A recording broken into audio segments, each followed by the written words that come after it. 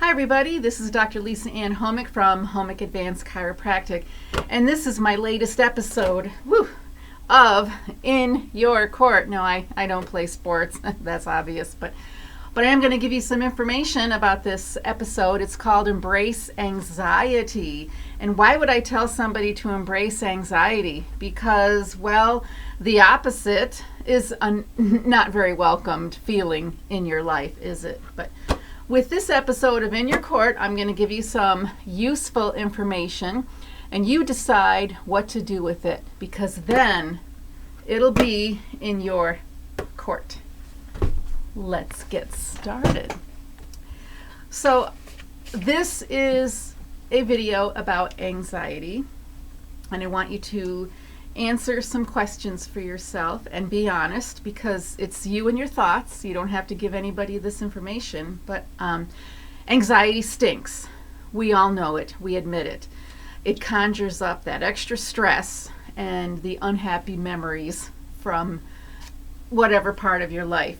Think back to some anxious moments, anxious times, and boy, you've got a whirlwind of stories that you can share with your friends. But I want you to embrace the anxiety. I want you to embrace it because it's not your enemy. It serves a purpose, even as horrible as it is. How can you reinterpret it? Reinterpret those anxiety signals and put them to better use in your life. Well, let's talk about it. So take the honest inventory right now and answer these questions to yourself. What's the worst part of your anxiety? Is it the frequency? Is it the duration of an episode? Are you avoiding things that provoke your anxiety, that put you in a more anxious state? What could they be? Certain social events? Do you stay home more often as avoidance? Are you less likely to speak up? Does the anxiety take over and you just mumble and jumble and you don't know what to say? If it's something important, you don't speak up for yourself. Or you don't share. You don't share the good ideas that are swirling in your mind because anxiety is telling you, no way, freeze, stop. Don't share. Don't speak up. Are you not as assertive as you'd like to be because of your anxiety? Do you not like the person you've become because of anxiety, or just the years of dealing with your anxiety? Are you too emotional? Are you too angry? Are you too passive? Are you too judgmental of yourself or maybe of others? There's a balance, happy balance, that we need in life. Do you call yourself a failure because of the anxiety? Are your relationships affected? Do you feel like nobody helps you through it, or nobody understands you? So that adds friction to your relationships as well. How do you envision your future with your current anxiety and the activities surrounded around your anxiety? How do you envision your future right now? Would you like it to be a little bit different? Sure. Who wouldn't? Let me tell you about my story without going into long details and just going in depth about my life. But I've had plenty of anxiety, and I'm not going to say I know where you are. I've been there. I just did say that. Sorry, but everybody has a different point of view. Everybody has a different experience. I tell you, my experience has taught me a lot. I still hated it, but I've come to a sense of peace, embracing it, so to speak, and a truce of some sort. So you can turn it around. But here's my story. I've had the jitters, that awful, creepy feeling in your body when you're in a situation you're not happy with, or a situation you want to get out of. I've had those feelings. The gloom and doom feelings. You ever wake up in the morning and just have this dread, a feeling of dread, and you just hope it goes away by the time you get out the door? and put your mind on other things in your life? How about the desire to escape? Oh yeah, I got to get out of here, and I want to get out of here right now, but for some reason it's not working. It's not working out for me. How about that intense feeling of crisis? How about the feeling of walking on eggshells in certain situations? I think that's the best descriptor.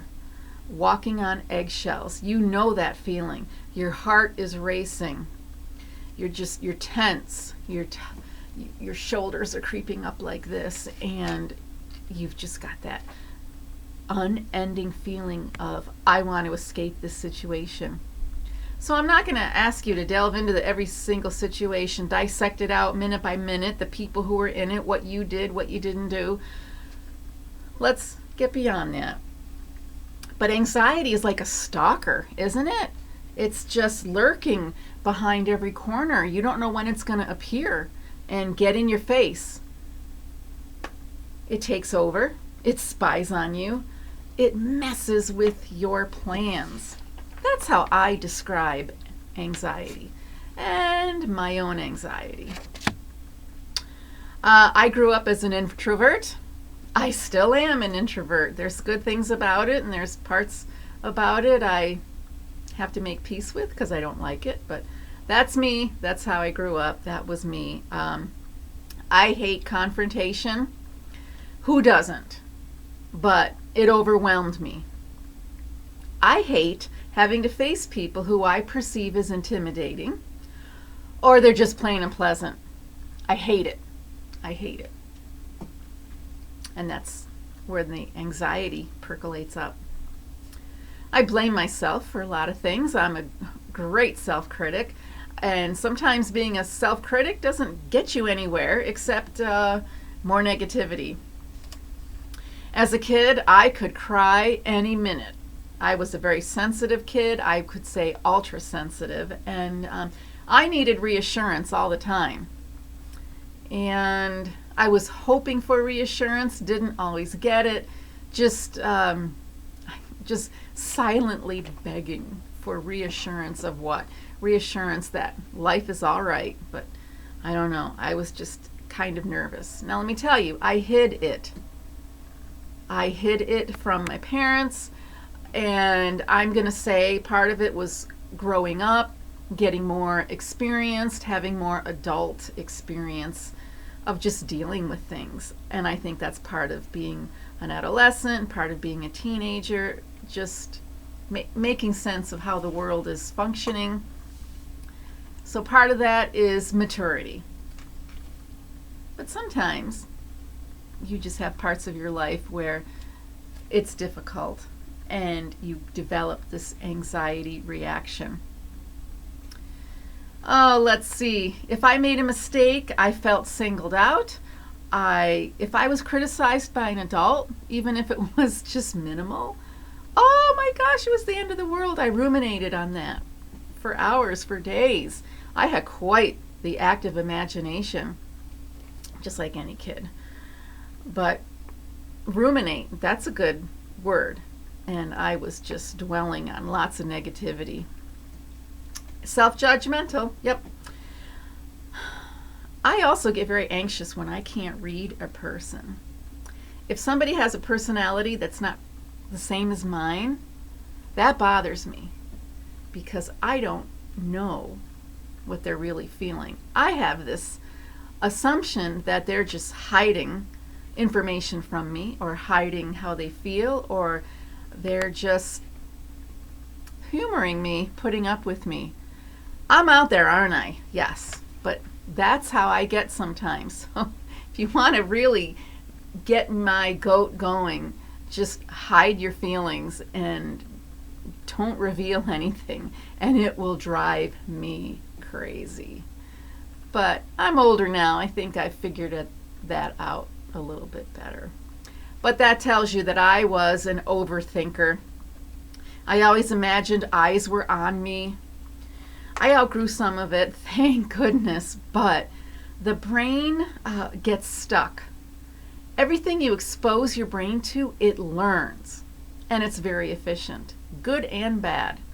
You wanted to learn how to play an instrument, your brain did it for you. You wanted to learn how to get good at math, your brain did it for you.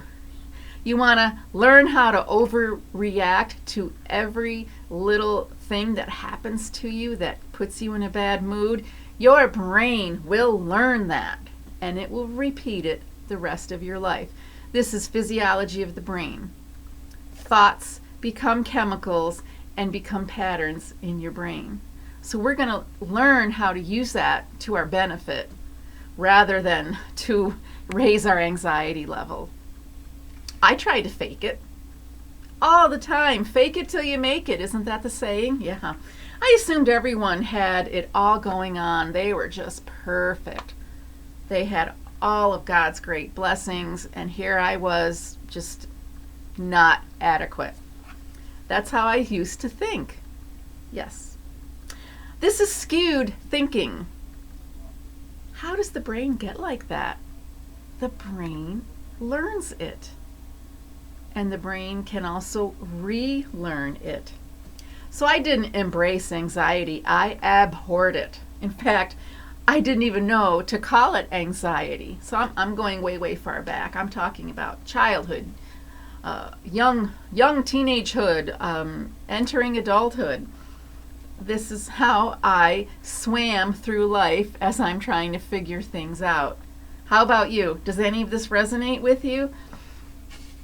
Yeah, so let me continue. So who wants to embrace all that? Yikes. Oh, so let's move on to something more pleasant. Let's talk about some action items, things you can do right now to help you embrace anxiety and not feel overwhelmed by anxiety. How do you get that stalker out of your life, that stalking anxiety and those eggshells? How do you get them out of your life? Well, first of all, cut yourself some slack. When I mean embrace anxiety, I really want you to understand anxiety. It's natural. It's a survival response. But it's too efficient to a fault. That's how sophisticated your brain is. Your nervous system. It's always taking information and it puts it in a spot stored in your brain for later use. And that later use is your future anxiety attack, that flare-up. So let's be realistic with our stress. And I've come up with a mnemonic. So just put STRESS on a piece of paper down from top to bottom, vertically. And remember with these letters what you can do to be realistic with your stress. First of all, S is short term. Stress should be very short and brief. It should be minutes, not hours, not days, not months, not years. It should be quick. Running away from danger, minutes, because you can run fast, so you can get out of danger in 3 minutes, 4 minutes tops, and then you're resting with the rest of the pack of gazelles. Imagine that. That's the real stress. That's the survival stress. And it's brief. You take care of business, you get back to your normalcy. Short term, think short. Don't drag it out. The T in stress stands for threat. Make sure it's a real threat, like your car getting run off the road and you're trying to call for a tow truck or dig it out or change a tire. That's real stress, not drama. Having to speak in front of a group, that's drama. Don't let that be a real threat. Don't let that. So make it realistic. A real danger is your house catching on fire. Everything else is drama. Differentiate between the two. The R in stress is resilience. That bounce back factor, your ability to get back to normal, get to homeostasis. In a health sense, helping your soft tissues heal from the damage of stress. Damage from an injury. You fell down, cut open your leg, and you needed stitches, or you just needed to wrap it. That's healing. So you get back to your resilient state. And you've got to maintain your resiliency and restore it. So you've got to get your reserves regenerated. Always think of regenerating your body, regenerating your health. That's R. So I threw a lot of different R words in there, but resilience, regenerating, restore. Keep that in mind because stress should be short. The E in stress stands for energy, and it should be a quick burst of energy, like running away from danger, and then it's over with. Not this energy that's ongoing to the point of exhaustion. That's not energy. That's exhaustion. So we have to keep that in perspective as well. The energy, quick, short-lived, just what you need, and then get back to homeostasis, get back to the balance. And what does S stand for in stress? The second S? Sleep. Of course, your brain cannot handle things day in and day out without that restorative sleep. Your brain can detoxify itself and reorganize itself, but it needs that sleep time. Don't deprive yourself of that. In fact, what does the third S in stress stand for? Sleep again. I can't overemphasize sleep. Sleep, sleep, sleep, sleep, sleep. You need it. Your brain needs that rest. So let me tell you 4 things you can do right now to help you embrace anxiety, make peace with it, find that truth so you can get back to homeostasis and enjoying life. Number 1, you need a healthy brain so you can make healthy decisions. How do you have a healthy brain? Here are a few things. First, feed it. Feed your brain proper food. Real food.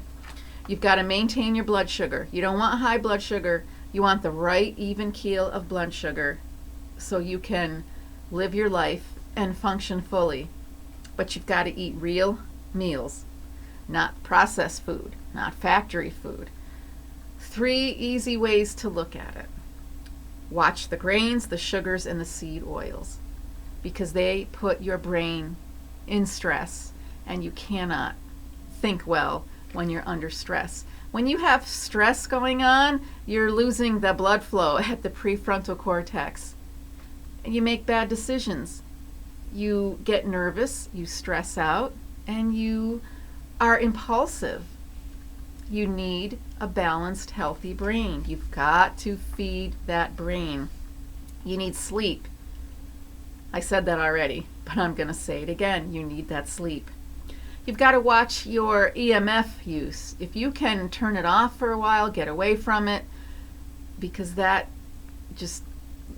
energy, that electrical energy is messing with your own body's electrical energy. Give it a break. I know it's everywhere. I know it's around. I know it's a fact of life now. But give yourself a break from that electrical magnetic field. Address anemia. B12 anemia, iron anemia, address that because when you don't have the oxygen in your blood, you're going to feel rattled all the time. You're going to feel this endless anxiety. I used to have it right under my sternum, just this constant buzzing until I figured out I needed to take care of my anemia. There's different causes. I'm not going to talk about it right now, but address it. Anemia goes hand in hand with anxiety and a fried brain that doesn't have the right nutrients. Also, caffeine and alcohol, enough said. Figure it out. You've got to get them in balance. Some people have to quit it. Quit the caffeine, quit the alcohol. There's very little benefit. I know there's different information out there about the antioxidants of coffee, the relaxation of alcohol, and especially wine, but make peace with that because caffeine and alcohol, they're not great. End of story on that one. And also on the health front, if you've got these things in control, consider an endocrine examination, an endocrine assessment. Go to an endocrinologist and see if there's some type of hormone issue that's off kilter in your body.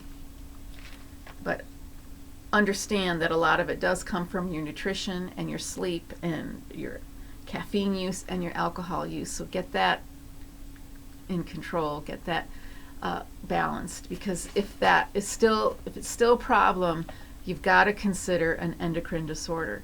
And always, always, always get to the chiropractor on a weekly basis. I know I'm a chiropractor. That's the last thing I talked about, but if you've already been watching my videos, you know chiropractic is the baseline easy way to keep your prefrontal cortex of your brain well balanced. So look at the other videos. Don't forget chiropractic care. You need your brainwave activity to be in balance, and chiropractic does it. And we've shown that in studies. Your brain waves improve after every chiropractic adjustment. So number 2, all that was number 1. Did you write it all down? Number 2, something you can do right now, is understand your brain's survival system. That fight or flight programming is there to protect you. So when you're under fight or flight stress, your cortisol is up, your insulin is up, you've got blood sugar being released from your liver, so you've got the energy to take care of emergencies, to take care of those real threats. Now when fight or flight keeps going and never gets a chance to rest, that's anxiety. The body doesn't know when to rest. It's forgotten how to do that. It perceives everything as a fight or flight survival situation.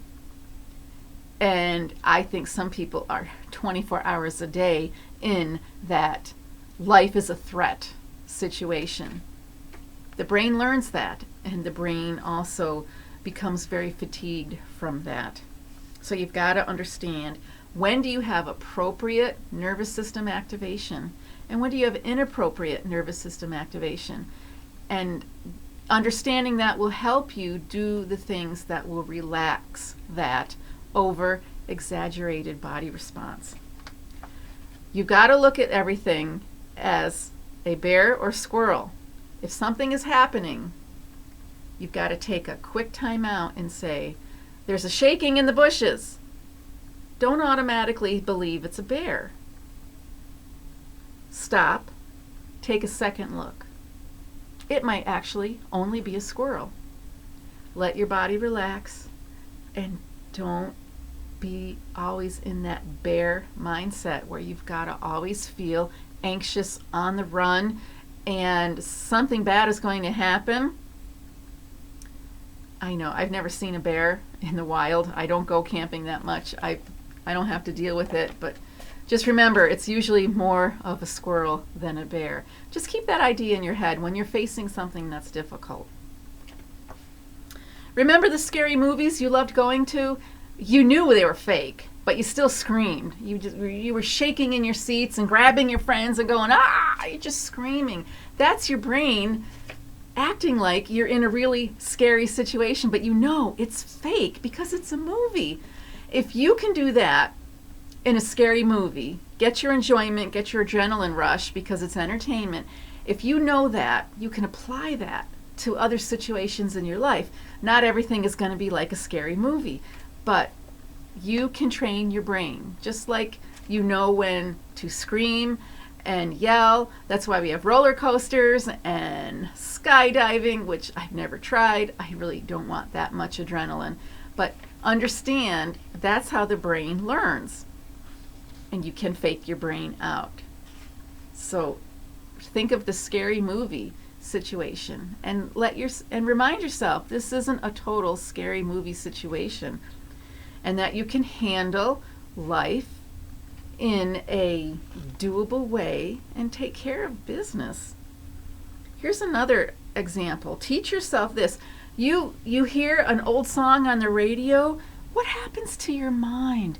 You go to that happy place of when you first heard that song, or that age, like, oh, I love all the songs from the 80s. I've got my favorites, and I hear a song come up, like, I don't know, Air Supply, a song comes up, and I go like this.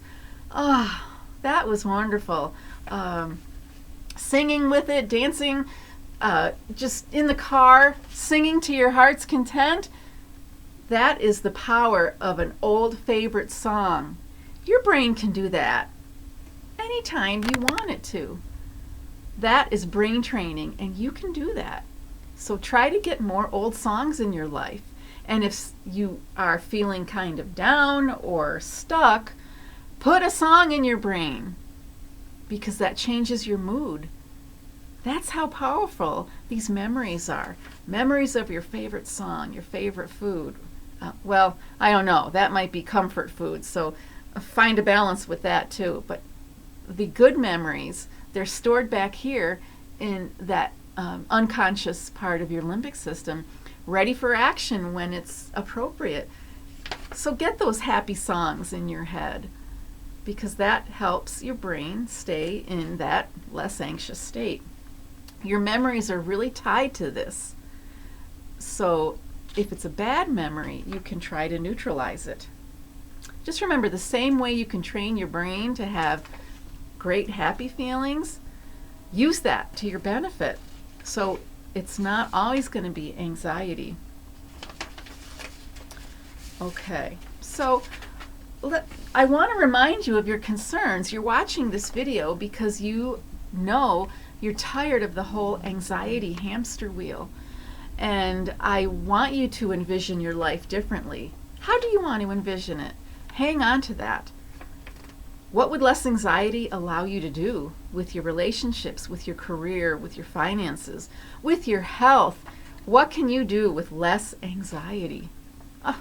I want you to embrace that feeling right now, because that's the feeling that I want you to feel more of. Now remember, life happens. Life has up and downs. You're going to have that survival of fight or flight.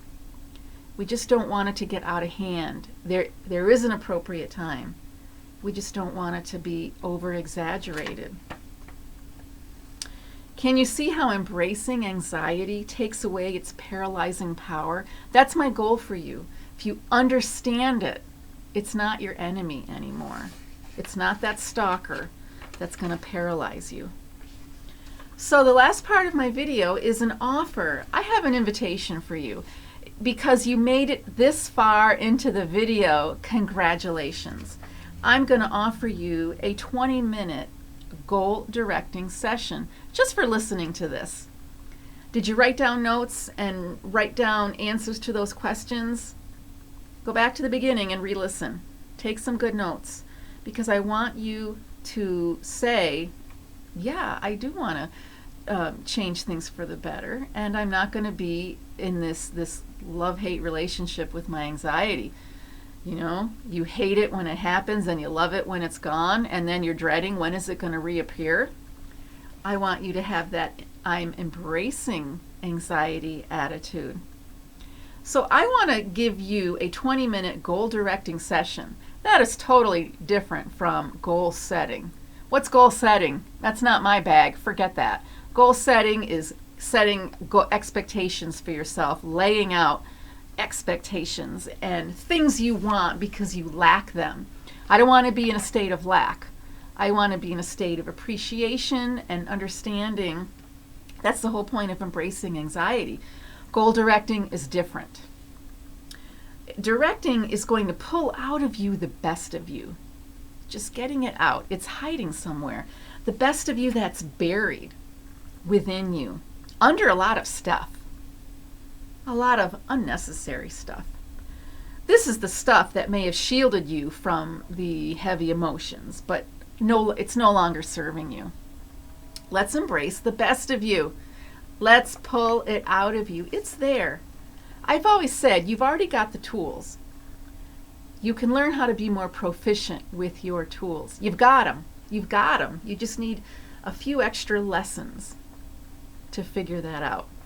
You know, I've had to watch many YouTube tutorials, how to fix things around the house. So think of this as a YouTube tutorial. The tools are there. Like, do you know how to use that crazy, funky, funny shaped tool to get a pipe loosened? I don't know anything about tools, but you have it in your toolbox. But if you don't know how to use it, it sits there in your toolbox. But that tool, when it's used the right way, opens up your world. Let's embrace the best of you. Embrace the necessary purpose of anxiety and put it to work for you. Yeah, you can put it to work for more good in your life, for more improvement. Anxiety is not a hideout. It's not something to run from or something that has to be crushed. I know society and the mental health arena, they want to stop it. They want to stop it with drugs, or they want to stop it with some type of cognitive behavioral therapy, which is good. But I want you to look at it as a tool. It's a life-saving response that your brain offers you. I want you to use it and not hate it. I want you to think of anxiety not as the harsh tiger. I want it to become a playful kitten, an energetic kitten. I want you to have energy. You need to have this energeticness. Energetic, not frenetic. Do you hear the difference in those words? Do you understand the definition? So this is the end of my episode of In Your Court. I hope the information was helpful, and please contact me. The information's on my website. The information's below here. Contact me and ask me for that 20-minute goal directing session. So here you go. It's In Your Court. Thanks for watching.